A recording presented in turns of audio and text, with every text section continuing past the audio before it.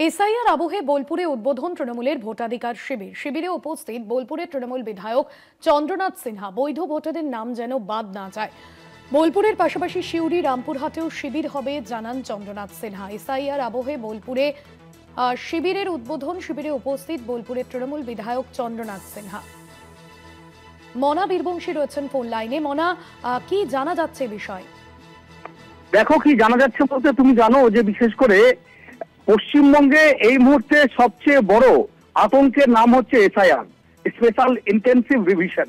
এবং যা ঘিরে তুমি জানো যে পানিহাটির পর বীরভূম ইলামবাজার ব্লকে এই এসআইআর আতঙ্কে ৯৫ বছর বয়সী এক বৃদ্ধ আত্মহত্যা করেছে। এবং সেই ইলামবাজার ব্লকেই তুমি জানো এই এসআইআর আতঙ্কে ব্যাংক থেকে গ্রাম টু গ্রাম স্থানীয় বাসিন্দারা টাকা উজ্জ্বল করে নিয়েছেন। তাদের আত্মরক্ষার তাগিদে যে কোথায় যাবেন, কি করবেন, তাই টাকাও উজ্জ্বল করে নেওয়া ভালো। এরকম যখন আবহ, তখন বীরভূম জেলায় এই প্রথম শহর বোলপুর পুরসভার ১ নম্বর, এই বোলপুর যেটা অনুব্রত মণ্ডল জ্যেষ্ঠ মণ্ডলের গড় হিসেবে পরিচিত, সেই ১ নম্বর ওয়ার্ডে এবার ভোটাধিকার শিবির কিন্তু শুরু হলো তৃণমূল কংগ্রেসের তরফ থেকে।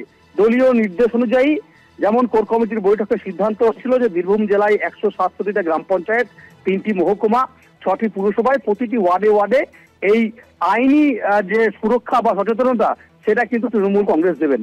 আজকে বোলপুরে তৃণমূল কংগ্রেসের বিধায়ক তথা রাজ্যের দুটি দপ্তরের পূর্ণ মন্ত্রী চন্দ্রনাথ সিংহ, তিনি বোলপুর পুরসভার ১ নম্বর ওয়ার্ডের এই যে বিশেষ শিবির এসআইআর নিয়ে, সেই শিবির তিনি কিন্তু আজকে আনুষ্ঠানিকভাবে উদ্বোধন করলেন। এবং অবশ্যই চন্দ্রনাথ সিংহ সাধারণ যারা ভোটার তাদেরকে আশ্বস্ত করলেন, যারা ইতিমধ্যেই ভীত সন্ত্রস্ত আতঙ্কিত হয়ে রয়েছেন যে কি হবে ভোটার তালিকা হয়েছে, তাদের নাম কি বাদ চলে যাবে, তাদেরকে কি ভিটে ছেড়ে চলে যেতে হবে, তাদেরকে সচেতন বার্তা তারা দিচ্ছেন যে একটিও বৈধ ভোটার, যারা দেশের নাগরিক, যারা সরকারি সমস্ত রকম সুযোগ সুবিধা পান, তাদের একজনেরও কিন্তু ভোটার তালিকা থেকে নাম বাদ যাবে না।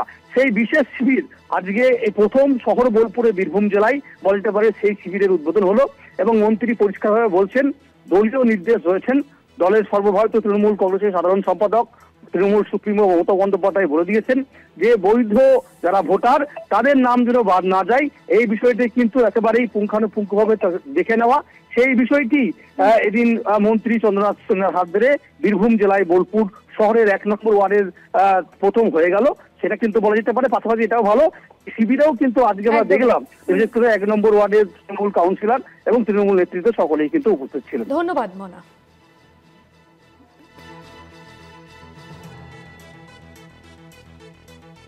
মাননীয় মুখ্যমন্ত্রী বারে বলছেন যে একটা বৈধ ভোটার যেন বাদ না যায়।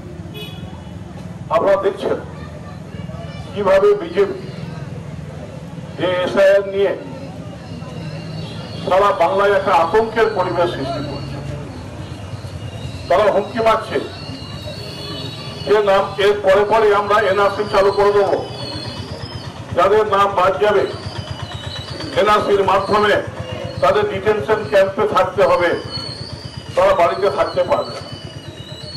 এই যে মিথ্যা অপবাদ, মানুষকে বিভ্রান্ত করা, অনেক মানুষ টেনশনে সুইসাইড প্রতিবাদ করতে সুইসাইড পর্যন্ত করে ফেলছে।